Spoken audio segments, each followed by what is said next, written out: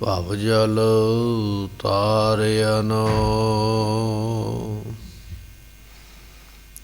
ਸਾਕਤ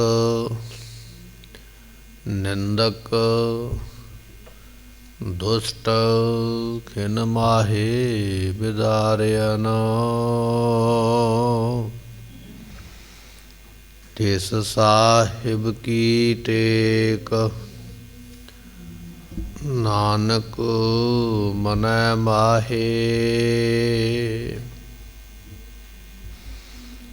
ਜਿਸ ਸਿਮਰਤ ਸੁਖ ਹੋਏ ਸਗਲੇ ਦੁਖ ਜਾਹੇ ਤਿਸ ਸਾਹਿਬ ਕੀ ਟੇਕ ਨਾਨਕ ਮਨੈ ਮਾਹੇ ਜਿਸ ਸਿਮਰਤ ਸੁਖ ਹੋਏ ਸਗਲੇ ਦੁਖ ਜਾਹੇ।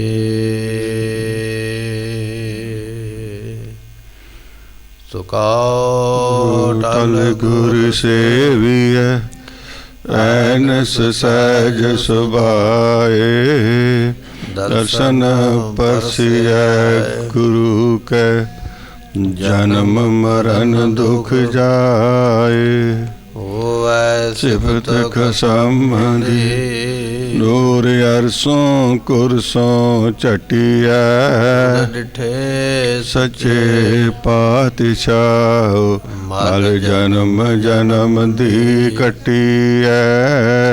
ਡਿਠੇ ਸੱਚੇ ਪਾਤਸ਼ਾਹ ਮਲ ਜਨਮ ਜਨਮ ਦੀ ਕੱਟੀਐ। ਸਤਨਾਮ ਸ੍ਰੀ ਵਾਹਿਗੁਰੂ ਸਾਹਿਬ ਜੀਓ। ਗੁਜਰੀ ਘਰ ਤੀਜਾ ਮੁਸ ਮੁਸ ਰੋਵੈ ਕਬੀਰ ਕੀ ਮਾਈ। ਇਹ ਬਾਰਕ ਕੈਸੇ ਜੀਵੇ ਰਘੁਰਾਈ। ਤਨਾ ਬੁਣਾ ਸਭ ਤਜੋ ਹੈ ਕਬੀਰ। ਹਰ ਕਾ ਨਾਮ ਲਿਖ ਲਿਓ ਸਰੀਰ। ਮੁਸ ਮੁਸ ਰੋਵੈ ਕਬੀਰ ਕੀ ਮਾਈ। ਵਾਹਿਗੁਰੂ ਜੀ ਕਾ ਖਾਲਸਾ ਵਾਹਿਗੁਰੂ ਜੀ ਕੀ ਫਤਿਹ। ਪਰਮ ਸਨਮਾਨਯੋਗ ਸਤਿਗੁਰਾਂ ਦੀ ਸਾਜੀ ਨਵਾਜੀ ਗੁਰੂ ਕੀ ਸਾਧ ਸੰਗਤ ਜੀਓ। ਆਪ ਸੰਗਤਾਂ ਨੇ ਸਤਿਗੁਰਾਂ ਦੇ ਦਰਬਾਰ ਵਿੱਚ ਬੈਠ ਕੇ ਆਸਾ ਦੀ ਵਾਰ ਦੇ ਕੀਰਤਨ ਅਤੇ ਉਸ ਤੋਂ ਪਹਿਲਾਂ ਪੰਜ ਬਾਣੀਆਂ ਦੇ ਨਿਤਨੇਮ ਸਰਵਣ ਕੀਤੇ। ਆਪਣੇ ਸਮੇਂ ਨੂੰ ਅੰਮ੍ਰਿਤ ਵੇਲੇ ਨੂੰ ਆਪ ਸੰਗਤਾਂ ਨੇ ਸਫਲਾ ਬਣਾਇਆ ਹੈ। ਇਸ ਵੇਲੇ ਗੁਰਬਾਣੀ ਦੀ ਜੋ ਕਥਾ ਹੈ ਆਪਾਂ ਲੜੀਵਾਰ ਸਰਵਣ ਕਰਦੇ ਹਾਂ। ਅੱਜ ਦਾ ਜੋ ਸ਼ਬਦ ਹੈ ਸਾਹਿਬ ਕਬੀਰ ਸਾਹਿਬ ਜੀ ਦਾ ਸਾਨੂੰ ਪ੍ਰਾਪਤ ਹੋ ਰਿਹਾ ਹੈ। ਕਬੀਰ ਸਾਹਿਬ ਜੀ ਇਹ ਸ਼ਬਦ ਵਿੱਚ ਆਪਾਂ ਨੂੰ ਉਪਦੇਸ਼ ਦੇ ਰਹੇ ਨੇ। ਆਓ ਮਨ ਬਿਰਤੀਆਂ ਟਿਕਾਈਏ, ਸਰਵਣ ਕਰੀਏ, ਮਿਲ ਕੇ ਆਖੀਏ ਸਤਨਾਮ ਸ੍ਰੀ ਵਾਹਿਗੁਰੂ ਸਾਹਿਬ ਜੀ। ਸਤਨਾਮ ਸ੍ਰੀ ਵਾਹਿਗੁਰੂ ਸਾਹਿਬ ਜੀਓ। ਗੁਜਰੀ ਘਰ ਤੀਜਾ ਦੀ ਰਾਗ ਦਾ ਨਾਮ ਹੈ। ਤੀਜੇ ਘਰ ਦੇ ਅੰਦਰ ਇਹ ਸ਼ਬਦ ਜਿਹੜੇ ਗਵਈਏ ਨੇ, ਰਾਗ ਪੜ੍ਹਨ ਵਾਲੇ, ਰਾਗ ਨੂੰ ਗਾਇਨ ਕਰਨ ਵਾਲੇ, ਉਹਨਾਂ ਨੂੰ ਹੁਕਮ ਹੈ ਕਿ ਤੀਜੇ ਘਰ ਦੇ ਅੰਦਰ ਇਸ ਨੂੰ ਗਾਉਣਾ ਹੈ। ਕਬੀਰ ਸਾਹਿਬ ਜੀਆਂ ਨੇ ਜਦੋਂ ਤਾਣੀ ਤਨਣ ਦਾ ਕੰਮ ਛੱਡ ਦਿੱਤਾ, ਕਿਉਂਕਿ ਜੁਲਾਹਾ ਜਾਤ ਦੇ ਨਾਲ ਸੰਬੰਧ ਰੱਖਦੇ ਸਨ, ਖੱਡੀ ਇਤਿਹਾਸਕ ਬੁਣਨ ਦਾ ਕੰਮ ਕਰਦੇ ਸਨ, ਜਦੋਂ ਰੱਬ ਦੀ ਬੰਦਗੀ ਵਾਲੇ ਪਾਸੇ ਲੱਗੇ ਤੇ ਤੰਦਨਾ ਬੁੰਦਨਾ ਸਭ ਕੁਝ ਛੱਡ ਦਿੱਤਾ। ਹਰ ਵੇਲੇ ਬੰਦਗੀ ਵਿੱਚ ਲੱਗੇ ਰਹਿਣਾ, ਹਰ ਵੇਲੇ ਬੰਦਗੀ ਵਿੱਚ ਲੱਗੇ ਰਹਿਣਾ। ਜਦੋਂ ਮਾਤਾ ਨੇ ਵੇਖਿਆ ਵੀ ਪੁੱਤਰ ਤੇ ਕੰਮ ਕੋਈ ਨਹੀਂ ਕਰਦਾ ਹੈ ਤੇ ਅਸੀਂ ਹੁਣ ਖਾਵਾਂਗੇ ਪੀਵਾਂਗੇ ਕਿੱਥੋਂ, ਸਾਡਾ ਗੁਜ਼ਾਰਾ ਕਿਵੇਂ ਚੱਲੇਗਾ, ਇਹਨਾਂ ਬੱਚਿਆਂ ਦਾ, ਮੇਰੇ ਪੋਤਰਿਆਂ ਦਾ ਗੁਜ਼ਾਰਾ ਕਿੱਥੋਂ ਹੋਵੇਗਾ, ਕਿਉਂਕਿ ਇਹਨਾਂ ਦਾ ਪਿਤਾ ਜੋ ਕਬੀਰ ਜੀ ਹਨ ਇਹ ਤੇ ਕੰਮਕਾਰ ਕਰਦੇ ਕੋਈ ਨਹੀਂ। ਘਰ ਦੀ ਜਿਹੜੀ ਹਾਲਤ ਹੈ, ਮਾਲੀ ਹਾਲਤ ਮਾੜੀ ਵੇਖ ਕੇ, ਤਰਸਯੋਗ ਵੇਖ ਕੇ ਤੇ ਕਬੀਰ ਸਾਹਿਬ ਜੀ ਦੀ ਮਾਤਾ ਰੋਂਦੀ ਹੈ। ਰੋਂਦਿਆਂ ਰੋਂਦਿਆਂ ਡਿਸਕਾਉਂਦਿਆਂ ਆਪਣੇ ਆਪ ਨੂੰ ਹਟਕੋਰੇ ਲੈਂਦਿਆਂ ਹੋਇਆਂ, ਹੌਕੇ ਲੈਂਦਿਆਂ ਹੋਇਆਂ ਕਬੀਰ ਸਾਹਿਬ ਜੀ ਦੇ ਕੋਲ ਆਉਂਦੀ ਹੈ। ਅਤੇ ਮਾਤਾ ਨੇ ਆ ਕੇ ਕੀ ਆਖਿਆ, ਇਹ 4 ਪੰਕਤੀਆਂ ਵਿੱਚ ਕਬੀਰ ਸਾਹਿਬ ਜੀ ਇੱਥੇ ਸਮਝਾਉਣਗੇ, ਅੱਗੇ ਉਹਨਾਂ ਦਾ ਜਵਾਬ ਦੇਣਗੇ। ਸੋ ਇਹ ਸ਼ਬਦ ਕਬੀਰ ਸਾਹਿਬ ਜੀਆਂ ਨੇ ਉਚਾਰਿਆ 524 ਅੰਗ ਦੇ ਉੱਪਰ ਵੀ ਸਾਡੀ ਮਾਤਾ ਘਰ ਦੀ ਹਾਲਤ ਵੇਖ ਕੇ ਦੁਖੀ ਹੋ ਕੇ ਸੋ ਵਿਰਲਾਪ ਕਰਦੀ ਹੋਈ, ਹੌਕੇ ਲੈਂਦੀ ਹੋਈ ਆਈ ਹੈ ਤੇ ਇਸ ਤਰ੍ਹਾਂ ਕਹਿੰਦੀ ਹੈ, ਮੁਸ ਮੁਸ ਰੋਵਾ ਕਬੀਰ ਕੀ ਮਾਈ। ਕਹਿਣ ਲੱਗੇ ਕਬੀਰ ਸਾਹਿਬ ਜੀ ਫਰਮਾਉਂਦੇ ਨੇ ਵੀ ਸਾਡੀ ਜੋ ਮਾਤਾ ਹੈ ਸੋ ਉਹ ਕਹਿਣ ਲੱਗੇ, ਉਸ ਦਾ ਨਾਮ ਹੈ ਨੀਮਾ। ਨੀਮਾ ਨਾਮ ਦੀ ਮਾਤਾ ਹੈ, ਕਬੀਰ ਸਾਹਿਬ ਜੀਆਂ ਦੀ ਨਾਮ ਨੀਮਾ ਲਿਖਿਆ ਹੈ। ਕਹਿਣ ਲੱਗੇ ਮੁਸ ਮੁਸ ਰੋਵੈ, ਹੌਕੇ ਲੈ ਲੈ ਕੇ ਰੋਂਦੀ ਹੈ ਅਤੇ ਰੋਂਦਿਆਂ ਹੋਇਆਂ ਫਿਰ ਇਸ ਤਰ੍ਹਾਂ ਆਖਦੀ ਹੈ, ਇਹ ਬਾਰਕ ਕੈਸਾ ਜੀਵੈ ਰਘੁਰਾਈ। ਰਘੁਰਾਈ ਪਰਮਾਤਮਾ, ਇਹ ਜਿਹੜੇ ਬਾਰਕ ਨੇ ਮੇਰੇ ਪੋਤਰੇ, ਸੋ ਜਿਸ ਦਾ ਨਾਮ ਹੈ ਕਮਾਲਾ, ਇੱਕ ਮੇਰੀ ਪੋਤਰੀ ਹੈ ਉਹਦਾ ਨਾਮ ਹੈ ਕਮਾਲੀ। ਇਹ ਕਮਾਲਾ ਤੇ ਕਮਾਲੀ ਮੇਰਾ ਪੋਤਰਾ ਤੇ ਪੋਤਰੀ ਹਨ, ਇਹਨਾਂ ਦਾ ਗੁਜ਼ਾਰਾ ਕਿਵੇਂ ਹੋਵੇਗਾ। ਰੋਂਦਿਆਂ ਹੋਇਆਂ, ਹੌਕੇ ਲੈਂਦਿਆਂ ਹੋਇਆਂ ਪਰਮਾਤਮਾ ਦੇ ਅੱਗੇ ਸਵਾਲ ਕਰਦੀ ਹੈ ਵੀ ਇਹ ਬਾਰਕ ਕੈਸੇ ਜੀਵੈ, ਇਹ ਜਿਹੜੇ ਮੇਰੇ ਪੋਤਰੇ ਨੇ, ਬੱਚੇ ਨੇ, ਕਿਵੇਂ ਜਿਉਣਗੇ, ਘਰ ਦਾ ਗੁਜ਼ਾਰਾ ਕਿਵੇਂ ਚੱਲੇਗਾ। ਐ ਰਘੁਰਾਈ ਪਰਮਾਤਮਾ ਕੀ ਬਣੇਗਾ ਸਾਡਾ ਆਉਣ ਵਾਲੇ ਸਮੇਂ ਵਿੱਚ, ਐਸੀ ਬਿਪਤਾ, ਐਸੀ ਗਰੀਬੀ ਹੈ। ਸੋ ਫਿਰ ਫਰਮਾਉਂਦੇ ਹਨ, ਇਹ ਬਾਰਕ ਕੈਸੇ ਜੀਵੈ ਰਘੁਰਾਈ। ਬਾਰਕ ਕਬੀਰ ਹੈ ਮੇਰਾ ਪੁੱਤਰ, ਇਹ ਕਿਵੇਂ ਜਿਉਵੇਂਗਾ, ਕਿਉਂਕਿ ਕੰਮ ਤੇ ਇਹਨੇ ਛੱਡ ਦਿੱਤਾ ਹੈ। ਤੇ ਭਾਵੇਂ ਕਿ ਮੇਰਾ ਪੋਤਰਾ ਤੇ ਪੋਤਰੀ ਮੈਨੂੰ ਬੜੇ ਪਿਆਰੇ ਨੇ, ਪਰ ਪੁੱਤਰ ਉਹਨਾਂ ਤੋਂ ਵੀ ਜ਼ਿਆਦਾ ਪਿਆਰਾ ਹੈ। ਇਹ ਮੇਰਾ ਪੁੱਤਰ ਜੋ ਕਬੀਰ ਹੈ ਕਿਵੇਂ ਜਿਉਂਦਾ ਰਹੇਗਾ, ਕੰਮਕਾਰ ਛੱਡ ਦਿੱਤਾ, ਕਿੱਥੋਂ ਅਸੀਂ ਖਾਵਾਂਗੇ, ਕਿੱਥੋਂ ਪੀਵਾਂਗੇ, ਸਾਡੀ ਕੀ ਹਾਲਤ ਹੋਵੇਗੀ। ਇਹ ਮੈਂ ਗੱਲਾਂ ਸੋਚ ਸੋਚ ਕੇ ਤੇ ਰੋਂਦੀ ਹਾਂ। ਤਣਾ ਬੁਣਾ ਸਭ ਤਜੋ ਹੈ ਕਬੀਰ। ਪੁੱਤਰ ਕਬੀਰ ਨੇ ਤਾਣੀ ਦਾ ਤਨਣਾ ਬੁਣਨਾ ਛੱਡ ਦਿੱਤਾ ਹੈ, ਨਾ ਤਾਣੀ ਨੂੰ ਤਣਦਾ, ਦੋਹਰਾਂ ਖੇਸ ਦਰੀਆਂ ਇਤਿਆਦਿਕ ਨੂੰ ਬੁਣਦਾ ਹੀ ਨਹੀਂ, ਛੱਡ ਦਿੱਤਾ। ਜਿੰਨਾ ਚਿਰ ਕੱਪੜਾ ਨਹੀਂ ਬੁਣਾਂਗੇ ਬਾਜ਼ਾਰ ਵਿੱਚ ਵੇਚਾਂਗੇ ਕੀ, ਤੇ ਜਿੰਨਾ ਚਿਰ ਵੇਚਾਂਗੇ ਨਹੀਂ ਤੇ ਆਮਦਨ ਕਿੱਥੋਂ ਆਵੇਗੀ, ਗੁਜ਼ਾਰਾ ਕਿਵੇਂ ਚੱਲੇਗਾ। ਤਨਨਾ ਤੇ ਬੁਣਨਾ, ਤਾਣੀ ਦਾ ਤਨਨਾ ਅਤੇ ਕੱਪੜੇ ਦਾ ਬੁਣਨਾ ਮੇਰੇ ਪੁੱਤਰ ਕਬੀਰ ਨੇ ਛੱਡ ਦਿੱਤਾ ਹੈ। ਹਰ ਕਾ ਨਾਮ ਲਿਖ ਲਿਓ ਸਰੀਰ। ਹਰ ਪਰਮੇਸ਼ਰ ਦਾ ਨਾਮ ਆਪਣੇ ਸਰੀਰ ਤੇ ਲਿਖ ਲਿਆ, ਭਾਵ ਕਿ ਉਹਦੇ ਨਾਮ ਨੂੰ ਹਰ ਵੇਲੇ ਜਪਦਾ ਰਹਿੰਦਾ, ਬੈਠਦਿਆਂ ਵੀ ਜਪਦਾ, ਖਲੋਂਦਿਆਂ ਵੀ ਜਪਦਾ, ਤੁਰੇ ਫਿਰਦਿਆਂ ਵੀ ਜਪਦਾ। ਇਹ ਤੇ ਕੇਵਲ ਇੱਕੋ ਹੀ ਕੰਮ ਕਰਦਾ ਵੀ ਨਾਮ ਨੂੰ ਜਪਣ ਵਾਲੇ ਪਾਸੇ ਲਾ ਦਿੱਤਾ। ਆਪਣੇ ਸਰੀਰ ਦੇ ਉੱਪਰ ਕੇਵਲ ਨਾਮ ਹੀ ਨਾਮ ਇਸ ਨੇ ਲਿਖ ਲਿਆ ਹੈ, ਇਹ ਨਾਮ ਹੀ ਜਪਦਾ ਰਹਿੰਦਾ, ਕੰਮ ਤੇ ਛੱਡ ਦਿੱਤਾ। ਇਹ ਕਬੀਰ ਸਾਹਿਬ ਜੀ ਦੀ ਮਾਤਾ ਦੇ ਸਵਾਲ ਸਨ, ਜਿਹੜੇ 4 ਪੰਕਤੀਆਂ ਆਪਾਂ ਸਰਵਣ ਕੀਤੀਆਂ ਵੀ ਮਾਤਾ ਰੋਂਦੀ ਹੋਈ ਆਈ ਹੈ, ਕਹਿੰਦੀ ਹੈ ਵੀ ਮੇਰੇ ਪੋਤਰਿਆਂ ਦਾ ਗੁਜ਼ਾਰਾ ਕਿਵੇਂ ਹੋਵੇਗਾ, ਕਬੀਰ ਸਾਹਿਬ ਨੇ ਕੰਮ ਛੱਡ ਦਿੱਤਾ ਹੈ ਤੇ ਅਸੀਂ ਕੀ ਕਰਾਂਗੇ। ਹੁਣ ਕਬੀਰ ਸਾਹਿਬ ਨੇ ਸਾਰੀਆਂ ਗੱਲਾਂ ਸੁਣੀਆਂ ਮਾਤਾ ਦੇ ਕੋਲੋਂ ਤੇ ਹੁਣ ਜਵਾਬ ਦਿੰਦੇ ਹਨ, ਰਹਾਓ ਜਬ ਲਗ ਤਾਗਾ ਬਾਹੋ ਬੇਹੀ। ਮਾਤਾ ਕੰਮ ਅਸੀਂ ਤਾਂ ਛੱਡਿਆ ਕਿ ਜਦੋਂ ਧਾਗਾ ਪਾਉਣਾ ਪੈਂਦਾ ਨਾ ਨਲਨੀ ਵਿੱਚ, ਨਾਲੀ ਵਿੱਚ, ਤੇ ਉਦੋਂ ਫੂਕ ਮਾਰਨੀ ਪੈਂਦੀ ਹੈ, ਫੂਕ ਨਾਲ ਧਾਗਾ ਖਿੱਚਣਾ ਪੈਂਦਾ ਤੇ ਉਹ ਫੂਕ ਫਿਰ ਮੂੰਹ ਵਿੱਚ ਭਰ ਜਾਂਦੀ ਹੈ, ਹਵਾ ਮੂੰਹ ਵਿੱਚ ਭਰਨੀ ਪੈਂਦੀ ਹੈ। ਜਬ ਲਗ ਧਾਗਾ ਬਾਹੋ ਬੇਹੀ, ਜਦੋਂ ਮੈਂ ਨਾਲੀ ਦੇ ਵਿੱਚ ਧਾਗਾ ਪਾਉਂਦਾ ਹਾਂ, ਧਾਗੇ ਨੂੰ ਖਿੱਚਦਾ ਹਾਂ, ਹਵਾ ਦੇ ਨਾਲ ਮੂੰਹ ਵਿੱਚ ਹਵਾ ਭਰਦਾ ਹਾਂ। ਤਬ ਲਗ ਬਿਸਰੈ ਰਾਮ ਸਨੇਹੀ। ਉਹ ਜਿਹੜਾ ਸਨੇਹੀ ਪਰਮਾਤਮਾ ਹੈ ਨਾ, ਮੇਰੇ ਨਾਲ ਸਨੇਹ ਕਰਨ ਵਾਲਾ, ਪ੍ਰੇਮ ਕਰਨ ਵਾਲਾ, ਮੈਨੂੰ ਭੁੱਲ ਜਾਂਦਾ ਹੈ। ਮੈਂ ਤਾਂ ਕੰਮ ਛੱਡਿਆ ਵੀ ਉਹ ਕੰਮ ਹੀ ਕਿਉਂ ਕਰਨਾ ਜਿਹੜਾ ਕੰਮ ਕਰਕੇ ਰੱਬ ਭੁੱਲ ਜਾਵੇ। ਹੁਣ ਭਗਤਾਂ ਦੀ ਕੈਸੀ ਅਵਸਥਾ ਹੈ, ਜੇ ਫੂਕ ਮਾਰਨੀ ਹੈ, ਮੂੰਹ ਵਿੱਚ ਹਵਾ ਭਰਨੀ ਹੈ, ਤੇ 1 2 5 10 ਸਕਿੰਟ ਲੱਗ ਜਾਣਗੇ। ਕਿੰਨਾ ਕੁ ਸਮਾਂ ਲੱਗੇਗਾ? ਵੱਧ ਤੋਂ ਵੱਧ ਅੱਧਾ ਮਿੰਟ ਲੱਗ ਜਾਵੇਗਾ, ਤੇ ਬਾਅਦ ਵਿੱਚ ਤੇ ਉਹ ਕੰਮ ਕਰ ਸਕਦੇ। ਪਰ ਕਹਿਣ ਲੱਗੇ ਨਹੀਂ, ਅੱਧਾ ਮਿੰਟ ਵੀ ਜਿਹੜਾ ਭੁੱਲਣਾ ਹੈ ਨਾ, ਇਹ ਵੀ ਠੀਕ ਨਹੀਂ ਹੈ, ਇਹ ਵੀ ਚੰਗਾ ਨਹੀਂ ਹੈ। ਗੁਰੂ ਅਰਜਨ ਸਾਹਿਬ ਮਹਾਰਾਜ ਨੇ ਲਿਖਿਆ, ਇੱਕ ਘੜੀ ਨਾ ਮਿਲਤੇ ਤਾਂ ਕਲ ਯੁਗ ਹੋਤਾ।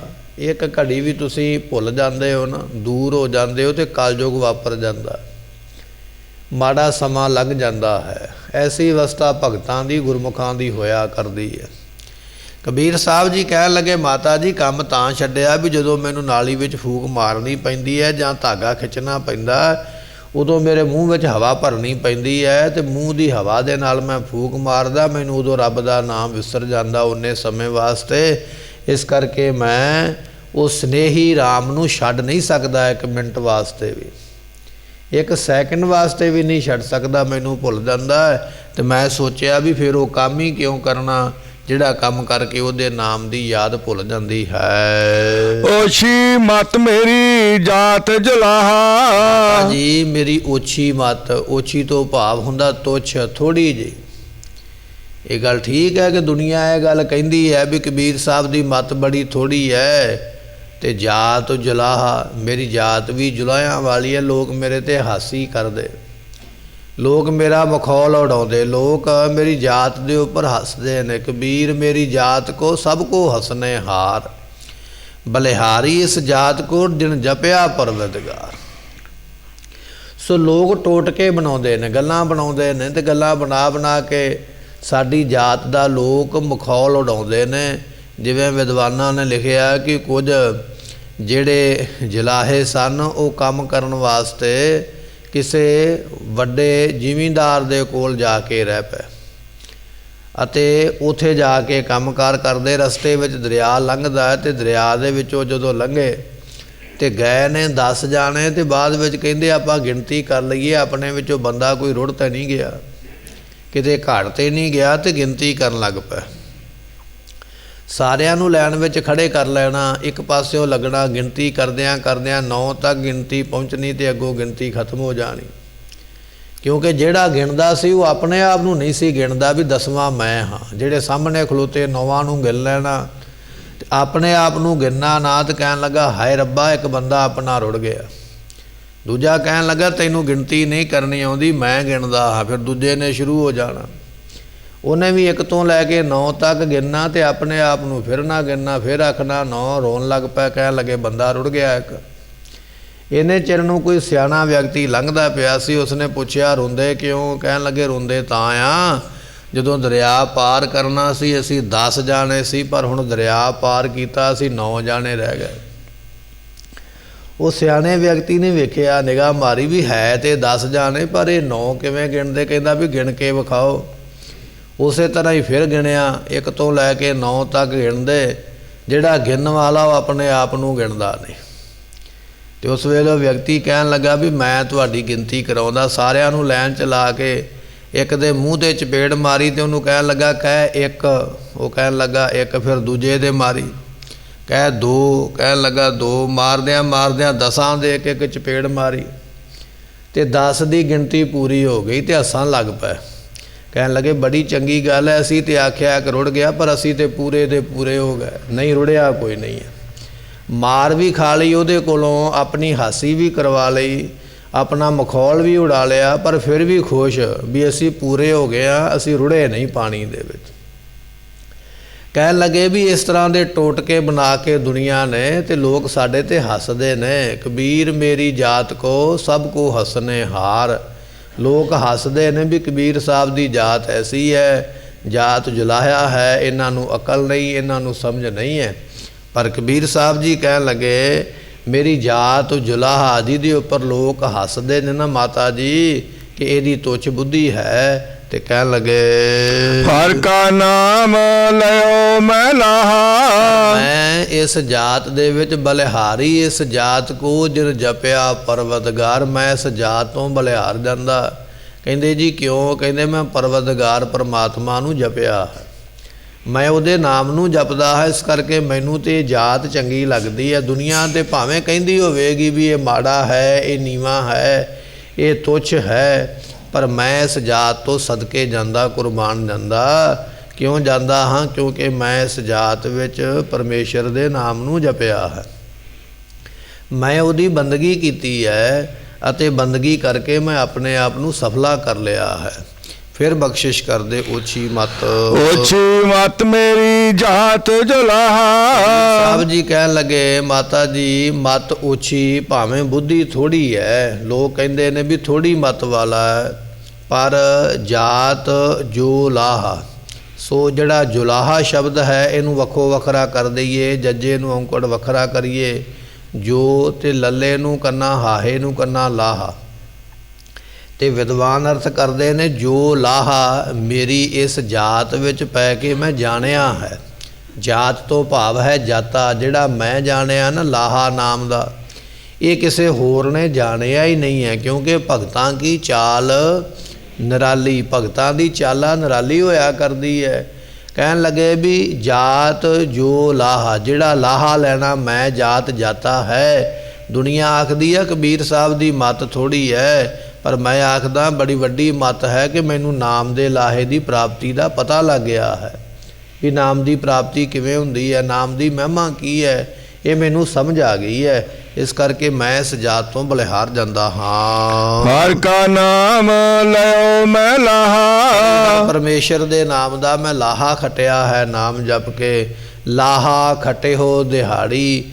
ਸੋ ਇਹ ਹਰ ਰੋਜ਼ ਦੀ ਦਿਹਾੜੀ, ਹਰ ਰੋਜ਼ ਦਾ ਕੰਮ ਜਿਹੜਾ ਮੁਸ਼ੱਕਤ ਨਾਮ ਦੀ ਕਮਾਈ ਮੈਂ ਕਰਦਾ ਹਾਂ। ਕਹਿਤ ਕਬੀਰ ਸੁਣੋ ਮੇਰੀ ਮਾਈ। ਸਾਹਿਬ ਜੀ ਆਪਣੀ ਮਾਤਾ ਨੂੰ ਸਮਝਾਉਂਦੇ ਕਹਿਣ ਲੱਗੇ ਹੈ ਮਾਤਾ, ਮਾਤਾ ਦਾ ਨਾਮ ਹੈ ਨੀਮਾ। ਕਹਿਣ ਲੱਗੇ ਮਾਤਾ ਜੀ ਸਾਡੀ ਗੱਲ ਧਿਆਨ ਦੇ ਨਾਲ ਸੁਣੋ। ਕਹਿਤ ਕਬੀਰ ਸੁਣੋ ਮੇਰੀ ਮਾਈ, ਮਾਈ ਮਾਤਾ ਮੇਰੀ ਗੱਲ ਧਿਆਨ ਦੇ ਨਾਲ ਸੁਣਨਾ ਕਰੋ। ਹਮਰਾ ਇਨਕਾ ਦਾਤਾ ਏਕ ਰਘੁਰਾਈ। ਮਾਤਾ ਜੀ ਰੋਂਦੇ ਸਨ ਵੀ ਇਹ ਬਾਰਕ ਕੈਸੇ ਜੀਵੈ ਰਘੁਰਾਈ।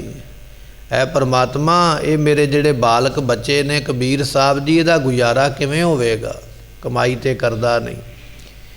ਦੂਜੀ ਗੱਲ ਮਾਤਾ ਜੀ ਨੇ ਆਖੀ ਸੀ ਇਹ ਬਾਰਕ ਕੈਸੇ ਜੀਵੈ, ਮੇਰੇ ਪੋਤਰਾ ਤੇ ਪੋਤਰੀ ਕਮਾਲਾ ਤੇ ਕਮਾਲੀ ਕਿਵੇਂ ਜੀਣਗੇ ਜਦੋਂ ਬਾਪ ਖੱਟੀ ਨਹੀਂ ਕਰਦਾ, ਕਮਾਈ ਨਹੀਂ ਕਰਦਾ, ਇਹਨਾਂ ਦਾ ਗੁਜ਼ਾਰਾ ਕਿਵੇਂ ਹੋਵੇਗਾ, ਬੱਚਿਆਂ ਦਾ ਰੋਟੀ ਕਿੱਥੋਂ ਖਾਵਾਂਗੇ। ਤੇ ਕਬੀਰ ਸਾਹਿਬ ਜੀ ਉਸ ਗੱਲ ਦਾ ਜਵਾਬ ਦਿੰਦੇ ਕਹਿਣ ਲੱਗੇ ਹਮਰਾ ਸਾਡਾ, ਮੇਰਾ ਅਤੇ ਇਨਕਾ ਇਹਨਾਂ ਬੱਚਿਆਂ ਦਾ, ਦਾਤਾ ਏਕ ਰਘੁਰਾਈ, ਇੱਕ ਪ੍ਰਮਾਤਮਾ ਦਾਤਾ ਹੈ ਜਿਹਨੇ ਮੈਨੂੰ ਵੀ ਦਾਤ ਦੇਣੀ ਹੈ ਤੇ ਬੱਚਿਆਂ ਨੂੰ ਵੀ ਦੇਣੀ ਹੈ, ਜਿਹੜਾ ਮੈਨੂੰ ਵੀ ਪਾਲੇਗਾ ਔਰ ਬੱਚਿਆਂ ਨੂੰ ਵੀ ਪਾਲੇਗਾ। ਤੂੰ ਫਿਕਰ ਕਿਉਂ ਕਰਦੀ ਹੈ ਵੀ ਮੇਰਾ ਪੁੱਤਰ ਕਿਵੇਂ ਜਿਉਂਦਾ ਰਹੇਗਾ, ਕਮਾਈ ਤੇ ਕਰਦਾ ਨਹੀਂ, ਮੇਰੇ ਪੋਤਰਿਆਂ ਦਾ ਕੀ ਹਾਲ ਹੋਵੇਗਾ, ਘਰੇ ਵਿੱਚ ਆਮਦਨ ਤੇ ਕੋਈ ਆਉਂਦੀ ਨਹੀਂ ਹੈ। ਤੂੰ ਫਿਕਰ ਨਾ ਕਰਿਆ ਕਰ, ਰੋਇਆ ਨਾ ਕਰ, ਜਿਹੜਾ ਦਾਤਾ ਮੇਰਾ ਹੈ ਉਹੀ ਦਾਤਾ ਮੇਰੇ ਬੱਚਿਆਂ ਦਾ, ਜਿਹੜਾ ਮੇਰੀ ਪਾਲਣਾ ਕਰੇਗਾ ਉਹ ਬੱਚਿਆਂ ਦੀ ਵੀ ਪਾਲਣਾ ਕਰੇਗਾ।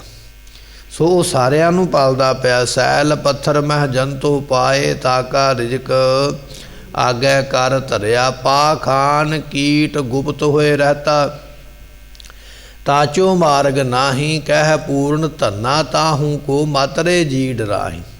ਸੋ ਭਗਤ ਧੰਨਾ ਸਾਹਿਬ ਜੀ ਕਹਿਣ ਲੱਗੇ ਕੁਝ ਐਸੇ ਕੀੜੇ ਨੇ ਜਿਹੜੇ ਪੱਥਰ ਦੇ ਵਿੱਚ ਹੀ ਰਹਿੰਦੇ, ਉਹਨਾਂ ਦੇ ਅੰਦਰ ਆਉਣ ਦਾ ਜਾਂ ਬਾਹਰ ਜਾਣ ਦਾ ਰਸਤਾ ਕੋਈ ਨਹੀਂ ਹੈ, ਪਰ ਪਰਮਾਤਮਾ ਇਹੋ ਜਿਹਾ ਹੈ ਜਿਹੜਾ ਪੱਥਰ ਦੇ ਵਿੱਚ ਕੀੜਾ ਲੁਕ ਕੇ ਬੈਠਾ ਹੋਇਆ, ਛਿਪ ਕੇ ਬੈਠਾ ਹੋਇਆ, ਉਹਨੂੰ ਪਾਲਣ ਵਾਸਤੇ ਉਹ ਪਰਮਾਤਮਾ ਉੱਥੇ ਵੀ ਉਹਦੇ ਭੋਜਨ ਦਾ ਪ੍ਰਬੰਧ ਕਰਦਾ ਹੈ।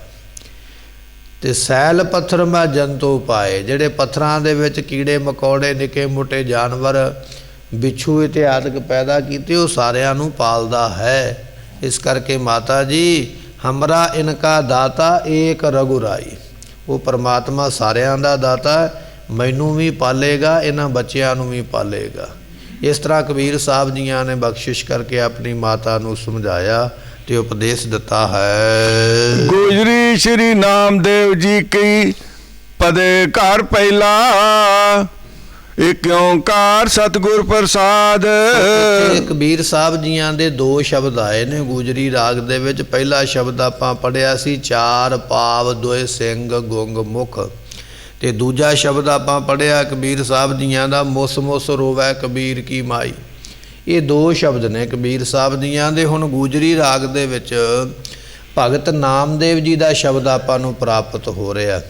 ਸੋ ਨਾਮਦੇਵ ਜੀ ਸ਼ਬਦ ਨੂੰ ਉਚਾਰਨ ਕਰਦੇ ਨੇ ਨਾਮਦੇਵ ਜੀ ਕੇ ਪਦੇ। ਪਦੇ ਤੋਂ ਭਾਵ ਇਹ ਜਿਹੜੇ ਸ਼ਬਦਾਂ ਦੀਆਂ ਪੌੜੀਆਂ ਅੱਗੇ ਆ ਰਹੀਆਂ ਨੇ, ਪਾਦ ਆ ਰਹੇ ਨੇ, ਇਹ ਨਾਮਦੇਵ ਜੀ ਦੇ ਹੋਣਗੇ। ਦੋ ਸ਼ਬਦ ਹੀ ਨਾਮਦੇਵ ਜੀ ਦੇ ਨੇ ਇਸ ਰਾਗ ਵਿੱਚ।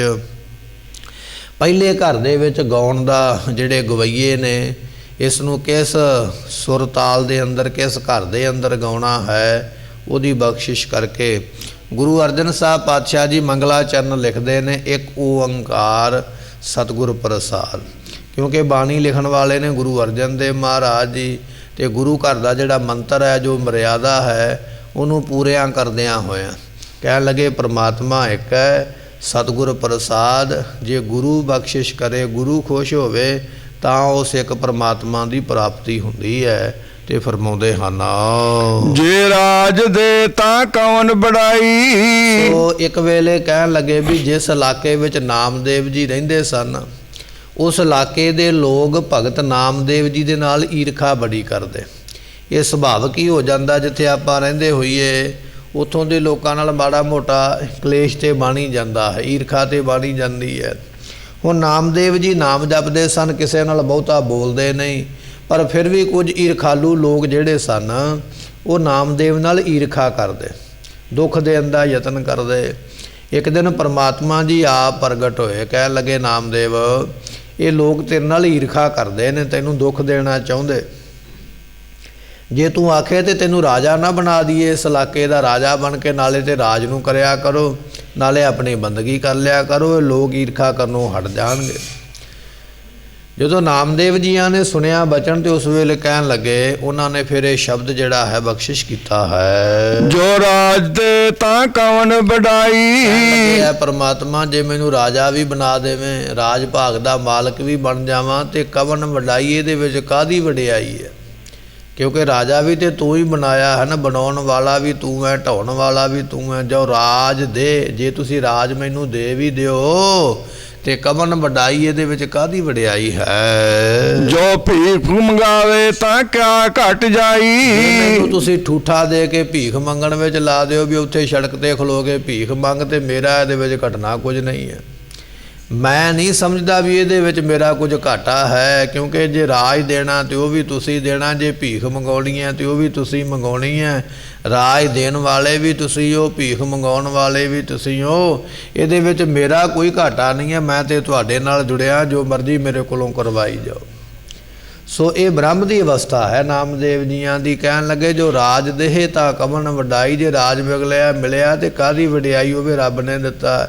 ਜੋ ਭੀਖ ਮੰਗਾਵੇ ਤਾਂ ਕਿਆ ਘਟ ਜਾਈ, ਜੇ ਮੈਨੂੰ ਭਿਕਸ਼ਾ ਮੰਗਣ ਲਾ ਦਿਓ, ਭਿਖਿਆ ਮੰਗਣ ਲਾ ਦਿਓ, ਇਹਦੇ ਵਿੱਚ ਵੀ ਮੇਰਾ ਕੁਝ ਘਟਦਾ ਨਹੀਂ, ਮੈਂ ਉਹਦੇ ਵਿੱਚ ਵੀ ਬ੍ਰਹਮ ਨੂੰ ਦੇਖਦਾ ਹਾਂ। ਤੋ ਹਰ ਭਜ ਮਨ ਮੇਰੇ ਪਦ ਨਿਰਵਾਣ। ਕਿਹਾ ਮੇਰੇ ਆ ਮਨਾ, ਜਿਹੜਾ ਬੰਧਨਾਂ ਤੋਂ ਰਹਿਤ ਪਰਮਾਤਮਾ ਹੈ ਨਾ, ਉਹਦੇ ਨਾਮ ਨੂੰ ਹੀ ਤੂੰ ਸਿਮਰਿਆ ਕਰ। ਸੋ ਇਹ ਦੁਨੀਆ ਦੇ ਪਦਾਰਥਾਂ ਦੇ ਮੋਹ ਵਿੱਚ ਨਾ ਪੈ ਜਾਈ ਕਿ ਰਾਜਾ ਬਣ ਜਾਵਾਂ, ਰਾਜ ਦਾ ਹੁਕਮ ਕਰਿਆ ਹੁਕਮ ਆਫਾਰਾ, ਸੇਜ ਸੋਹਣੀ ਚੂਆ ਚੰਦਨ ਨਰਕ ਘੋਰ ਕਾ ਦੁਆਰਾ। ਬਾਣੀ ਦਾ ਬਚਨ ਹੈ, ਰਾਜਾ ਬਣ ਕੇ ਵੀ ਨਰਕਾਂ ਦਾ ਦਰਵਾਜ਼ਾ ਖੁੱਲ੍ਹ ਸਕਦਾ ਹੈ। ਜਿਵੇਂ ਵਿਦਵਾਨ ਕਹਿੰਦੇ ਨੇ ਵੀ ਇੱਕ ਦਾਸੀ ਜਿਹੜੀ ਹੈ, ਉਹ ਰਾਜੇ ਦੇ ਮਹਿਲ ਦੇ ਵਿੱਚ ਰਾਜੇ ਦੇ ਕਮਰੇ ਨੂੰ ਸਾਫ਼ ਕਰਦੀ ਪਈ ਹੈ। ਉਹਨੇ ਸੇਜਾ ਨੂੰ ਸਾਫ਼ ਕੀਤਾ, ਸੋਹਣੀ ਰਾਜੇ ਦੀ ਸੇਜਾ ਜਿਹਦੇ 'ਤੇ ਸੌਂਦਾ ਹੈ। ਜਦੋਂ ਉਸ ਦੇ ਸੌਣ ਵਾਲੇ ਬੈੱਡ ਨੂੰ ਜਾਂ ਪਲੰਘੇ ਨੂੰ ਸਾਫ਼ ਕੀਤਾ, ਦਾਸੀ ਨੇ, ਗੋਲੀ ਨੇ, ਨੌਕਰਾਣੀ ਨੇ, ਤੇ ਸਾਫ਼ ਕਰਦਿਆਂ ਮਨ ਵਿੱਚ ਵਿਚਾਰ ਆ ਗਈ ਵੀ ਰਾਜਾ ਇਹਦੇ 'ਤੇ ਪੈ ਕੇ ਬੜੇ ਨਜ਼ਾਰੇ ਲੈਂਦਾ, ਮੈਂ ਵੀ ਇਹਦੇ 'ਤੇ ਲੰਮੇ ਪੈ ਕੇ ਵੇਖਾਂ ਵੀ ਕਿੰਨਾ ਕੁ ਆਨੰਦ ਆਉਂਦਾ ਹੈ। ਹੁਣ ਕਿਹੜਾ ਰਾਜਾ ਤੇ ਬਾਹਰ ਚਲੇ ਗਿਆ, ਮੈਂ ਇਕੱਲੀ ਹਾਂ ਕਮਰੇ ਦੇ ਵਿੱਚ। ਤੇ ਉਹ ਸਫਾਈ ਕਰਨ ਵਾਲੀ ਜਦੋਂ ਪੋਲੇ ਗੱਦੇ ਦੇ ਉੱਪਰ ਲੰਮੇ ਪਈ ਤੇ ਥੱਕੀ ਹੋਈ, ਉਹਨੂੰ ਆ ਗਈ ਨੀਂਦ ਆ ਗਈ, ਤੇ ਪਤਾ ਹੀ ਨਾ ਲੱਗਾ ਇੰਨੇ 'ਚ ਇਹਨੂੰ ਰਾਜਾ ਉੱਤੋਂ ਆ ਗਿਆ। ਤੇ ਉਹਨੇ ਵੇਖਿਆ ਵੀ ਇਹ ਸਾਡੇ ਘਰ ਦੀ ਨੌਕਰਾਣੀ ਸਾਡੇ ਘਰ ਦਾ ਕੰਮ ਕਰਨ ਵਾਲੀ ਮੇਰੀ ਸੇਜਾ ਦੇ ਉੱਪਰ ਸੁੱਤੀ ਹੈ ਜਿੱਥੇ ਮੈਂ ਸੌਂਦਾ ਹਾਂ। ਤੇ ਉਸ ਵੇਲੇ ਰਾਜੇ ਨੇ ਹੁਕਮ ਦਿੱਤਾ, ਕਹਿਣ ਲੱਗਾ ਵੀ ਇਸ ਗੋਲੀ ਨੂੰ 100 ਕੋੜੇ ਮਾਰੇ ਜਾਣ, ਵੀ ਇਹਨੇ ਬੜੀ ਵੱਡੀ ਗੁਸਤਾਖੀ ਕੀਤੀ ਹੈ ਵੀ ਮੇਰੀ ਸੇਜਾ ਦੇ ਉੱਪਰ ਸੁੱਤੀ ਹੈ। ਤੇ ਜਦੋਂ ਇਹ ਹੁਕਮ ਹੋਇਆ ਤੇ ਉਹ ਗੋਲੀ ਪਹਿਲਾਂ ਤੇ ਰੋਣ ਲੱਗ ਪਈ ਤੇ ਬਾਅਦ ਵਿੱਚ ਹੱਸਣ ਲੱਗ ਪਈ। ਰਾਜਾ ਹੈਰਾਨ ਹੋਇਆ ਤੇ ਪੁੱਛਣ ਲੱਗਾ ਵੀ ਰੋਈ ਕਿਉਂ ਹੈ ਤੇ ਫਿਰ ਹੱਸਣ ਦਾ ਕਾਰਨ ਵੀ ਦੱਸ। ਤੇ ਗੋਲੀ ਕਹਿਣ ਲੱਗੀ, ਮੈਂ ਰੋਈ ਤਾਂ ਆ ਵੀ 100 ਕੋੜੇ ਵੱਜਣੇ ਤੇ ਬੜੀ ਪੀੜ ਹੋਣੀ ਹੈ, ਬੜੀ ਦਰਦ ਹੋਣੀ ਹੈ, ਤੇ ਰੋਈ ਤੇ ਮੈਂ ਤਾਂ ਹਾਂ ਵੀ ਇੰਨੀ ਮਾਰ ਹੁਣ ਖਾਣੀ ਪਵੇਗੀ, ਨਾ ਸੌਂਦੀ ਸੇਜਾ ਤੇ ਨਾ ਮਾਰ ਖਾਣੀ ਪੈਂਦੀ। ਤੇ ਫਿਰ ਰਾਜਾ ਕਹਿਣ ਲੱਗਾ ਵੀ ਤੂੰ ਹੱਸਣ ਦਾ ਕਾਰਨ ਦੱਸ। ਕਹਿਣ ਲੱਗੀ, ਹੱਸਣ ਦਾ ਕਾਰਨ ਇਹ ਹੈ, ਮੈਂ ਹੱਸੀ ਤਾਂ ਆ ਵੀ ਮੈਂ ਤੇ 5-10 ਮਿੰਟ ਵਾਸਤੇ ਸੁੱਤੀ ਹਾਂ ਤੇ 100 ਕੋੜੇ ਖਾਣੇ ਨੇ, ਤੂੰ ਤੇ ਹਰ ਵੇਲੇ ਉੱਥੇ ਪਿਆ ਰਹਿੰਦਾ ਲੰਮੇ ਉਹਦੇ ਉੱਪਰ ਚੜ੍ਹ ਕੇ ਸੇਜਾ ਦੇ, ਰੱਬ ਦੀ ਬੰਦਗੀ ਹੁੰਦੀ ਨਹੀਂ ਹੈ, ਤੇ ਤੈਨੂੰ ਕਿੰਨੀ ਮਾਰ ਪਵੇਗੀ। ਮੈਂ ਤੇ ਉਹ ਸੋਚ ਕੇ ਹੱਸੀ ਹਾਂ ਵੀ 100 ਕੋੜਾ ਮੈਂ ਤੇ ਖਾ ਲੈਣਾ, ਪਰ ਜਦੋਂ ਤੇਰੀ ਵਾਰੀ ਆਈ ਤੇ ਜਮਾ ਨੇ ਤੈਨੂੰ ਸਜ਼ਾ ਦਿੱਤੀ, ਤੇਰਾ ਹਾਲ ਉਦੋਂ ਕੀ ਹੋਵੇਗਾ। ਜਦੋਂ ਇਹ ਬਚਨ ਸੁਣਿਆ ਤੇ ਰਾਜਾ ਉਸ ਵੇਲੇ ਇਹ ਬਚਨ ਸੁਣ ਕੇ ਡਰਿਆ ਮਨ ਦੇ ਵਿੱਚ, ਉਸ ਨੂੰ ਛੱਡ ਦਿੱਤਾ। ਮਹਾਰਾਜ ਕਹਿਣ ਲੱਗੇ, ਭਾਈ ਇਹ ਜਿਹੜਾ ਰਾਜ ਹੈ ਨਾ, ਕਰਿਆ ਹੁਕਮਾ ਫਾਰਾ ਸੇਜ ਸੋਹਣੀ ਚੰਦਨ ਚੂਆ ਨਰਕ ਘੋਰ ਕਾ ਦੁਆਰਾ, ਇਹ ਜਿੰਨੀਆਂ ਵੀ ਸੋਹਣੀਆਂ ਸੇਜਾਂ ਨੇ, ਚੂਏ ਚੰਦਨ ਇਤਿਆਦਿਕ ਲਾਉਣੇ ਨੇ, ਸੁਗੰਧੀਆਂ ਲਾਉਣੀਆਂ ਨੇ, ਇਹ ਤੇ ਨਰਕਾਂ ਦਾ ਭਿਆਨਕ ਦਰਵਾਜ਼ਾ ਖੋਲ੍ਹਣ ਵਾਸਤੇ ਬੰਦੇ ਨੂੰ ਰੱਬ ਫਿਰ ਭੁੱਲ ਜਾਂਦਾ ਹੈ। ਕਿਉਂਕਿ ਪਦਵੀ ਚੀਜ਼ ਹੀ ਇਹੋ ਜਿਹੀ ਹੈ, ਜਿੰਨਾ ਚਿਰ ਬੰਦਾ ਪਦਵੀ 'ਤੇ ਨਹੀਂ ਉਹਨਾਂ ਚਿਰ ਬੜੀ ਨਿਮਰਤਾ, ਤੁਹਾਡੇ ਨਾਲ ਬੜਾ ਪਿਆਰ ਵਿਖਾਵੇਗਾ, ਪਰ ਜਿੱਦਣ ਉਹਨੂੰ ਪਦਵੀ ਮਿਲ ਗਈ ਨਾ, ਕਿਤੇ ਨਾ ਕਿਤੇ ਕੋਈ ਮਿਲ ਗਈ ਗੱਦੀ ਉਹਨੂੰ, ਤੇ ਫਿਰ ਉਹ ਆਖੇਗਾ ਵੀ ਤੂੰ ਕੌਣ ਹੈ ਭਾਈ, ਮੈਂ ਤਾਂ ਤੈਨੂੰ ਜਾਣਦਾ ਹੀ ਨਹੀਂ। ਫਿਰ ਉਹ ਮਨ ਦੀ ਮਰਜ਼ੀ ਕਰੇਗਾ, ਮਨ ਦੀ ਮਰਜ਼ੀ ਨਾਲ ਦੂਜਿਆਂ ਨੂੰ ਦੁੱਖ ਦੇਵੇਗਾ।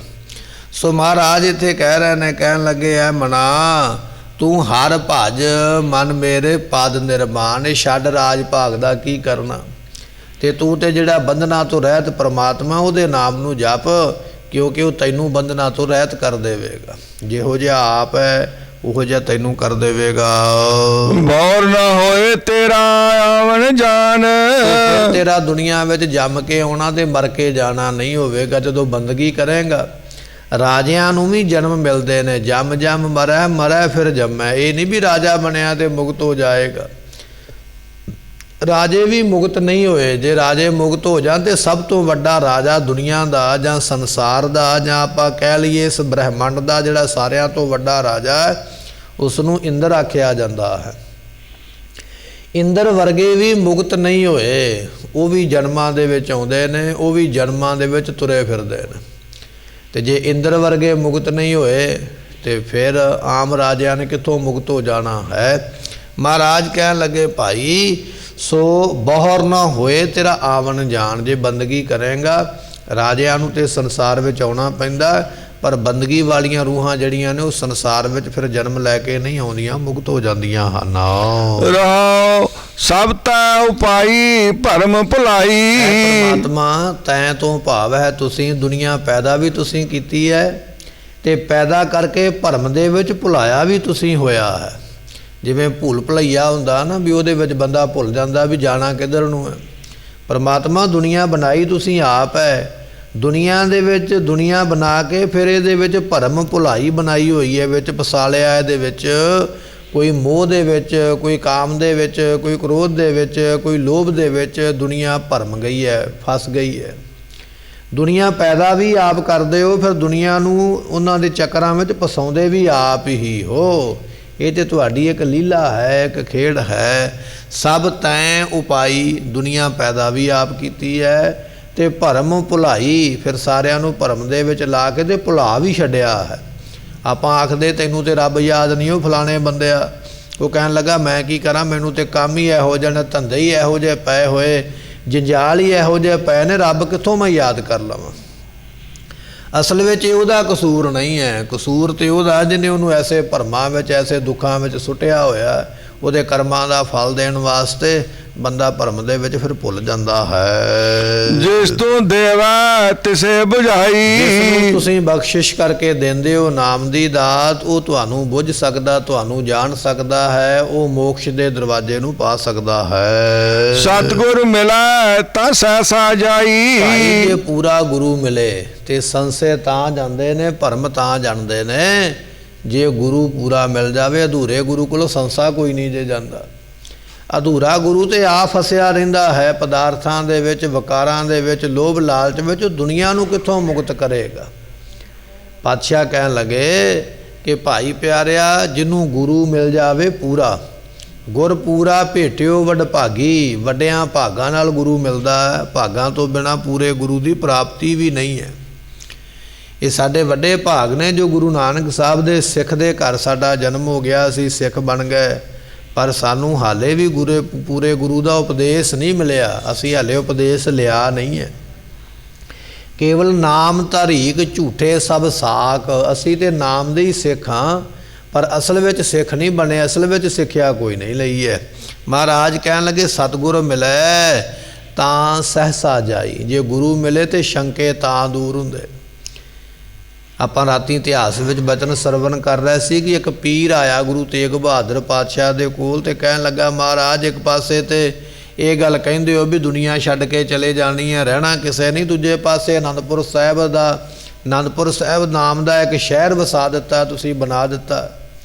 ਤੇ ਜੇ ਦੁਨੀਆ ਛੱਡ ਕੇ ਜਾਣੀ ਹੈ ਤੇ ਇਹ ਸ਼ਹਿਰ ਬਣਾਉਣ ਦੀ ਲੋੜ ਕੀ ਸੀ? ਏਡੇ ਏਡੇ ਵੱਡੇ ਮਹੱਲ ਬਣਾਉਣ ਦੀ ਲੋੜ ਕੀ ਸੀ? ਏਡੀਆਂ ਏਡੀਆਂ ਵੱਡੀਆਂ ਹਵੇਲੀਆਂ ਚੁਬਾਰੇ ਬਣਾਉਣ ਦੀ ਕੀ ਲੋੜ ਹੈ?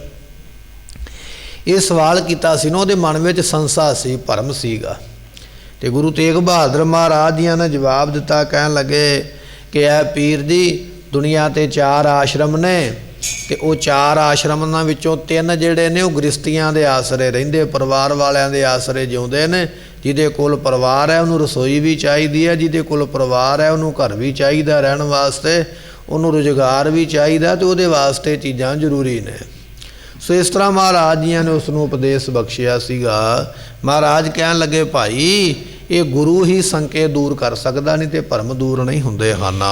ਕਿਸੋ ਪੂਜੋ ਦੂਜਾ ਨਜ਼ਰ ਨਾ ਆਈ। ਪੂਜੀਏ, ਪੂਜਾ ਕਿਹਦੀ ਕਰੀਏ? ਸਾਨੂੰ ਕੋਈ ਦੂਜਾ ਨਜ਼ਰ ਨਹੀਂ ਆਉਂਦਾ, ਕਿਉਂਕਿ ਸਭੈ ਘਟ ਰਾਮ ਬੋਲੇ, ਰਾਮਾ ਬੋਲੇ, ਰਾਮ ਬਿਨਾ ਕੋ ਬੋਲੇ ਰੇ। ਅਵਸਥਾ ਹੀ ਇਹੋ ਜਿਹੀ ਬਣ ਗਈ ਹੈ ਵੀ ਹੁਣ ਸਾਰਿਆਂ ਵਿੱਚ ਪਰਮੇਸ਼ਰ ਹੀ ਨਜ਼ਰ ਆਉਂਦਾ, ਤੇ ਉਹਨੂੰ ਛੱਡ ਕੇ ਹੋਰ ਹੁਣ ਕਿਹਦੀ ਪੂਜਾ ਕਰੀਏ? ਕਰਨ ਦੀ ਲੋੜ ਨਹੀਂ ਹੈ। ਏਕਾ ਪਾਥਰ ਕੀਜੈ ਭਾਉ। ਭਗਵਾਨ ਨੇ ਆਖਿਆ, ਪਰਮੇਸ਼ਰ ਨੇ ਕਹਿਣ ਲੱਗੇ, ਭਗਤ ਨਾਮਦੇਵ ਜੀ, ਪਹਿਲਾਂ ਤੁਸੀਂ ਮੂਰਤੀ ਦੀ ਪੂਜਾ ਕਰਦੇ ਸੀ ਤੇ ਹੁਣ ਤੁਸੀਂ ਮੂਰਤੀ ਦੀ ਪੂਜਾ ਛੱਡ ਦਿੱਤੀ ਹੈ, ਕਾਰਨ ਕੀ ਹੈ? ਤੇ ਭਗਤ ਨਾਮਦੇਵ ਜੀ ਕਹਿਣ ਲੱਗੇ, ਭਗਵਾਨ ਜੀ, ਇਹਦੇ ਵਿੱਚ ਬੜਾ ਵੱਡਾ ਇੱਕ ਕਾਰਨ ਮੈਂ ਲੱਭਿਆ ਹੈ। ਤੇ ਭਗਵਾਨ ਜੀ ਕਹਿਣ ਲੱਗੇ, ਦੱਸੋ? ਕਹਿੰਦੇ ਕਾਰਨ ਇਹ ਹੈ, ਇੱਕ ਹੈ ਪਾਥਰ ਸੋ ਕੀਜੈ ਭਾਉ। ਇੱਕ ਪੱਥਰ ਉਹ ਹੈ ਜਿਹਨੂੰ ਲੋਕ ਆਖਦੇ ਇਹ ਰੱਬ ਹੈ, ਇਹ ਭਗਵਾਨ ਹੈ, ਇਹਨੂੰ ਮੱਥਾ ਟੇਕੀਏ। ਇੱਕ ਪੱਥਰ ਨੂੰ ਤੇ ਲੋਕ ਮੱਥਾ ਟੇਕਦੇ ਹਨ। ਦੂਜਾ ਪਾਥਰ ਧਰੀਏ ਪਾਉ। ਦੂਜਾ ਜਿਹੜਾ ਪੱਥਰ ਹੈ ਉਹਦੇ ਤੇ ਲੋਕ ਪੈਰ ਰੱਖਦੇ। ਇੱਕ ਐਸੇ ਲੋਕ ਨੇ ਦੁਨੀਆ ਤੇ, ਪੱਥਰ ਦੀ ਜਾਤ ਤੇ ਇੱਕੋ ਹੀ ਹੈ ਨਾ, ਪੱਥਰ ਤੇ ਦੋਵੇਂ ਇੱਕੋ ਜਾਤੀ ਦੇ ਨੇ, ਇੱਕੋ ਥਾਂ ਤੋਂ ਆਏ ਨੇ। ਇੱਕ ਪੱਥਰ ਦੀ ਪੂਜਾ ਹੁੰਦੀ ਹੈ, ਲੋਕ ਉਹਦੇ ਉੱਪਰ ਪੈਰ ਨਹੀਂ ਰੱਖਦੇ, ਸਿਰ ਰੱਖ ਕੇ ਮੱਥਾ ਟੇਕਦੇ। ਤੇ ਦੂਜੇ ਪੱਥਰ ਦੇ ਉੱਪਰ ਲੋਕੀ ਪੈਰ ਰੱਖ ਕੇ ਬੈਠਦੇ ਜਾਂ ਉਹਨੂੰ ਮਾੜੀਆਂ ਚੰਗੀਆਂ ਥਾਵਾਂ ਤੇ ਵਰਤਦੇ। ਕਹਿਣ ਲੱਗੇ, ਮੇਰੇ ਮਨ ਵਿੱਚ ਭਰਮ ਪੈਦਾ ਹੋ ਗਿਆ ਵੀ ਦੁਨੀਆ ਦੇ ਲੋਕ ਐਸੇ ਨੇ, ਇੱਕ ਹੈ ਪਾਥਰ ਕੀਜੈ ਭਾਉ, ਇੱਕ ਪੱਥਰ ਦੇ ਨਾਲ ਕਰਦੇ ਪ੍ਰੇਮ, ਦੂਜੇ ਪਾਥਰ ਧਰੀਏ ਪਾਉ, ਦੂਜੇ ਪੱਥਰ ਦੇ ਉੱਪਰ ਪੈਰ ਰੱਖਦੇ ਹਨ। ਜੇ ਉਹ ਦਿਓ ਤਾਂ ਉਹ ਵੀ ਦੇਵਾ। ਨਾਮਦੇਵ ਸਾਹਿਬ ਜੀ ਕਹਿਣ ਲੱਗੇ, ਜੇ ਉਹ ਦਿਓ, ਜੇ ਪਹਿਲਾ ਪੱਥਰ ਭਗਵਾਨ ਹੈ ਤੇ ਉਹ ਵੀ ਦੇਵਾ, ਫਿਰ ਦੂਜਾ ਪੱਥਰ ਜਿਹਦੇ ਤੇ ਪੈਰ ਰੱਖਿਆ ਹੋਇਆ ਫਿਰ ਤੇ ਉਹ ਵੀ ਭਗਵਾਨ ਹੀ ਹੋਇਆ ਨਾ, ਫਿਰ ਫਰਕ ਕਿਉਂ ਕਰਦਾ?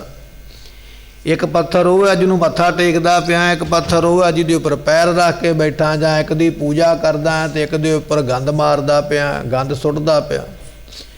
ਜੇ ਉਹ ਦਿਓ ਤਾਂ ਉਹ ਵੀ ਦੇਵਾ। ਜੇ ਪਹਿਲਾ ਪੱਥਰ ਭਗਵਾਨ ਹੈ ਜਿਹਦੀ ਪੂਜਾ ਕਰਨ ਵਾਸਤੇ ਆਇਆ, ਤੇ ਦੂਜਾ ਪੱਥਰ ਵੀ ਭਗਵਾਨ ਹੈ ਜਿਹਦੇ ਉੱਪਰ ਚੜ੍ਹ ਕੇ ਖਲੋਤਾ ਹੋਇਆ। ਤੇ ਮੇਰੇ ਮਨ ਵਿੱਚ ਭਰਮ ਪੈਦਾ ਹੋ ਗਿਆ ਵੀ ਕੀ ਕਰੀਏ, ਕਿਹਨੂੰ ਮੰਨੀਏ ਤੇ ਕਿਹਨੂੰ ਛੱਡੀਏ।